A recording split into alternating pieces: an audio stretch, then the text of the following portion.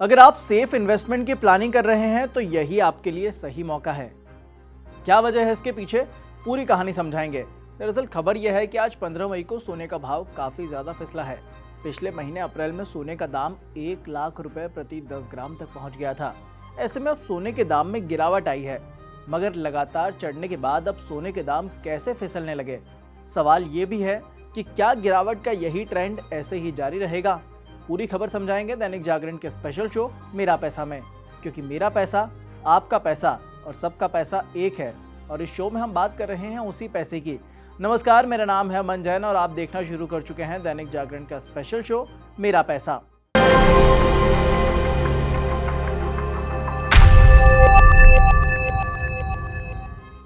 सीधा खबर पर आते हैं। बीते दिनों से आपने एक बात को नोटिस किया होगा कि सोने के भाव में लगातार गिरावट हो रही है। दरअसल अब तक जितने फैक्टर सोने की कीमतों को बढ़ा रहे थे वो एक एक करके कम होते जा रहे हैं और इसीलिए सोने के दाम में गिरावट आ रही है।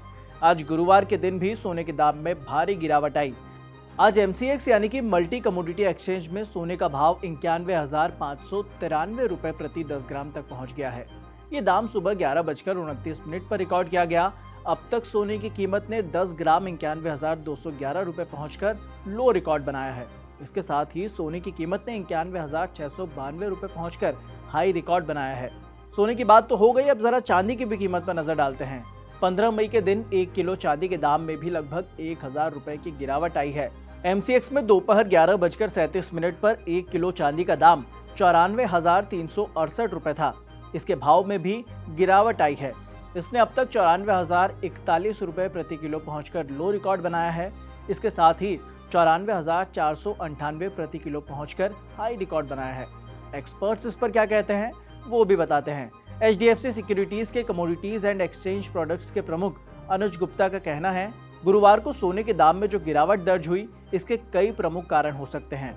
इसमें US डॉलर की रिकवरी, ट्रेड टेंशन में गिरावट प्रमुख फैक्टर हैं। इन सभी कारणों के चलते ये गिरावट आई है। मगर क्या ये सोने में इन्वेस्ट करने का सही समय है, उसका भी जवाब देते हैं।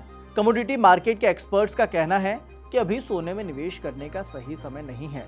सोने की कीमतों में अभी और गिरावट आएगी। Commodity adviser firm Kedia commodities के निदेशक अजय केडिया की माने, जितने फैक्टर्स अभी तक सोने की कीमतों को सपोर्ट कर रहे थे वो एक एक करके खत्म हो रहे हैं। जैसे अमेरिका और चीन में ट्रेड डील हो गई, रूस और यूक्रेन अगले हफ्ते डील के लिए मीटिंग करने वाले हैं, ईरान का संकट भी कम हो रहा है। केडिया ने कहा है कि उनका मानना है कि सोने के उच्चतम स्तर में देखें तो 10 से 12% का करेक्शन आना चाहिए, जिसका मतलब है 88,000 से 90,000 के लेवल पर SIP के जरिए थोड़ा थोड़ा खरीदा जा सकता है। HDFC सिक्योरिटीज के कमोडिटीज एंड एक्सचेंज प्रोडक्ट के चीफ अनुज गुप्ता भी निवेशकों को वर्तमान कीमतों पर निवेश करने से मना कर रहे हैं।